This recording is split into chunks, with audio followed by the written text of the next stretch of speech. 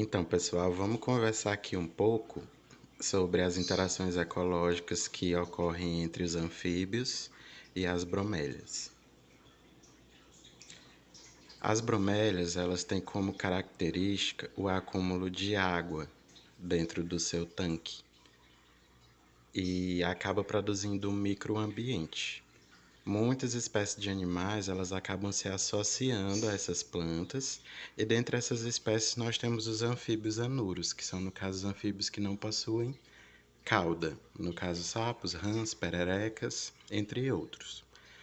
Algumas espécies de anuro frequentam as bromélias e outras passam todo o seu ciclo de vida lá dentro e dependem delas para viver e se reproduzir.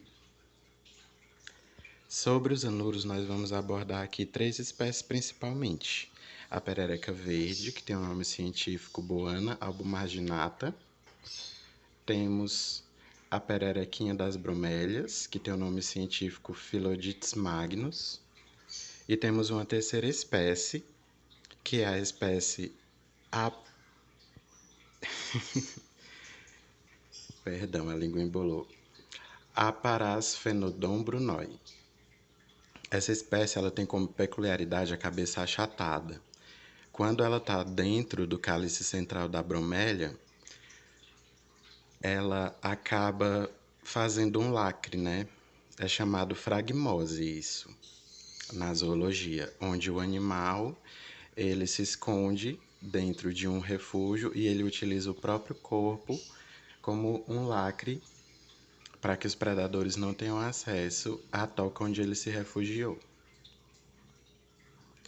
Sobre as bromélias, nós temos basicamente 4.000 espécies, por volta de 4.000 espécies de bromélias espalhadas por todo o mundo, e quase metade delas são nativas aqui do Brasil.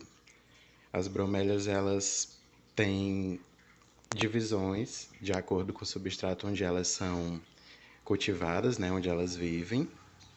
No caso, nós temos as bromélias epífitas, que são aquelas que vivem presas às árvores.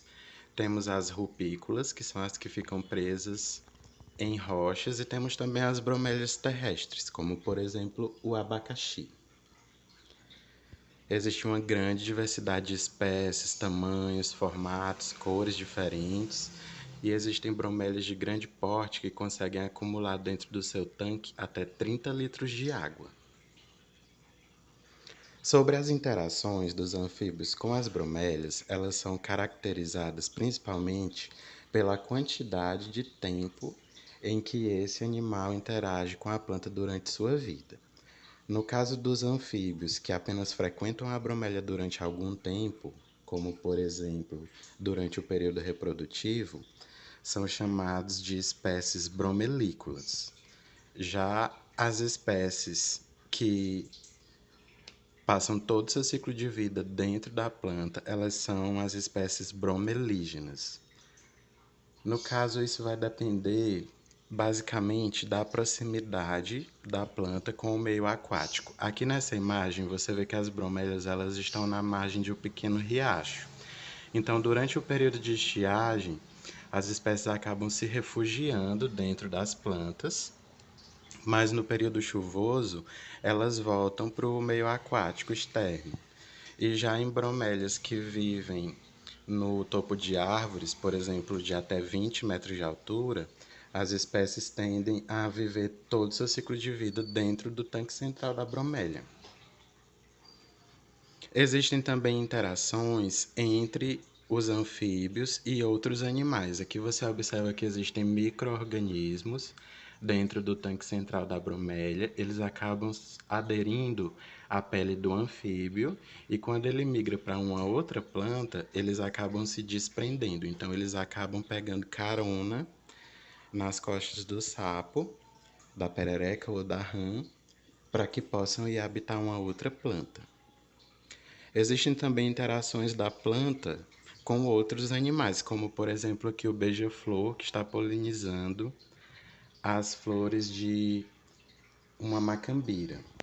né? As bromélias têm inflorescências exuberantes. Nós temos aqui o exemplo da inflorescência da bromélia fasciata, da bromélia guzmania, e elas acabam atraindo aves polinizadoras para completar também seu ciclo reprodutivo. Aqui estão as referências e por enquanto é só.